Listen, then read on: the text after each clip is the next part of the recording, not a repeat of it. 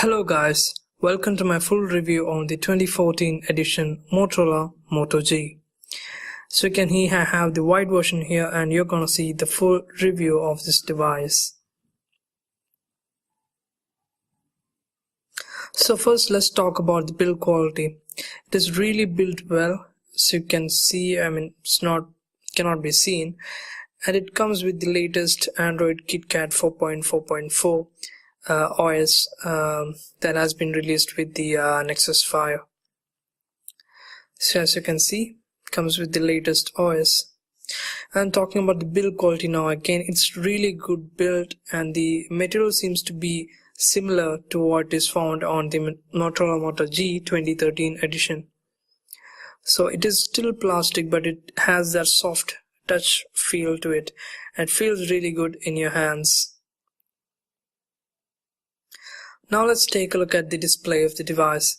It's got a 5-inch 720p display which gives a pixel density of about 294 ppi. Now I'm using it at full brightness, as you can see right here. And I have to say the viewing angles are really good, but there is a problem to it. I will show you some photos taken with my Panasonic FZ200, and I have to say the colors are really good, but still it is not as vibrant as you can find in the last generation Moto G.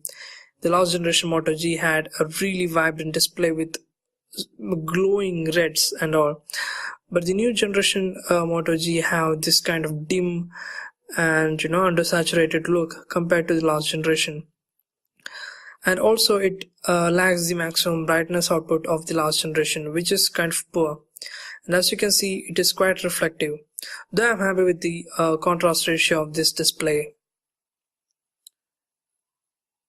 Now let's take a look at the internals. So it comes with the same internal, that is the Snapdragon 400 1.2 GHz quad-core processor, 1 GB of RAM, Adreno 305 GPU, and as you can expect, the performance is snappy and it has decent internals for this price.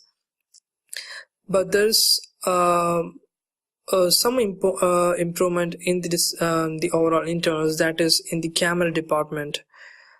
Well, I'll show you right now. It's got an 8 megapixel autofocus camera with an LED flash, and the front camera is a 2 megapixel one compared to last year's 1.3 megapixel. Now let's take a look at the overall performance and the operating system. So it is overlaid with the Google Experience Launcher on a 5-inch display. The layout is similar to what you can find on the Nexus 5.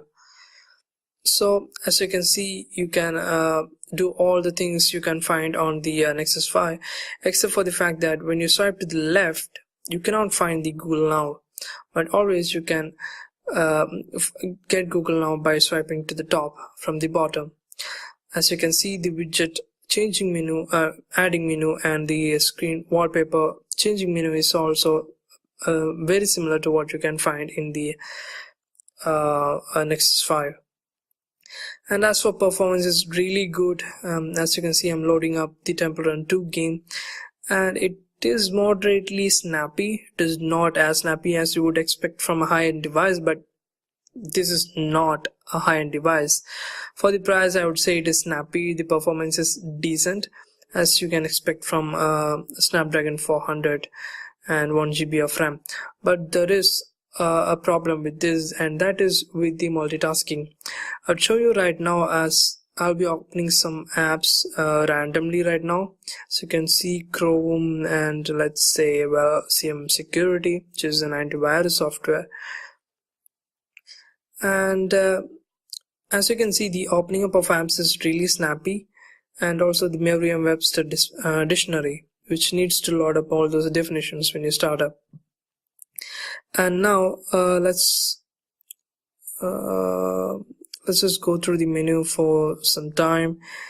And like I said, the multitasking with only 1 GB of RAM is a kind of an issue. And let's take a look at, let's start with the Temple Run 2. So I stopped this game in the middle of when I was playing, but as you can see now it is starting from the beginning, so that is kind of an issue.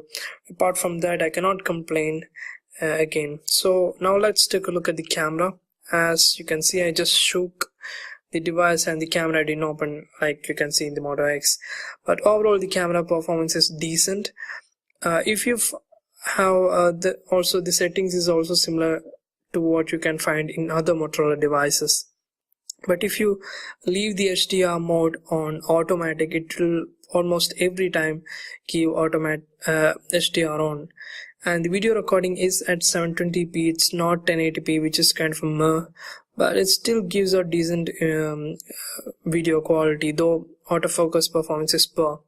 The front camera is really good for this price. It is way better than the one that is found on my Nexus 4, which feels really stupid.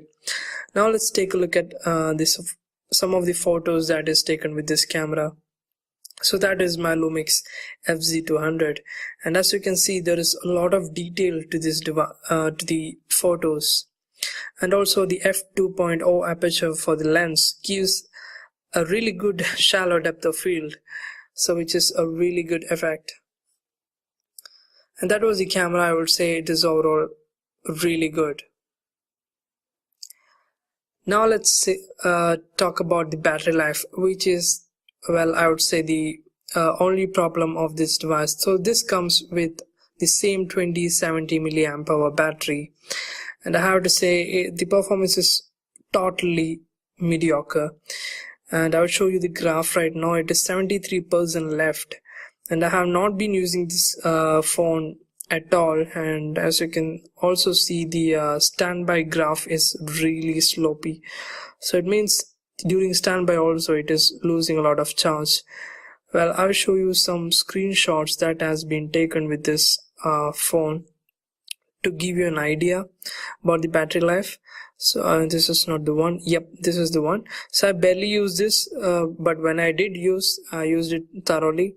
As you can see, it gave 4.5 hours of screen on time, but I have to say, there was no SIM card inserted, so that is a bit of an issue. The battery life, well, I would say.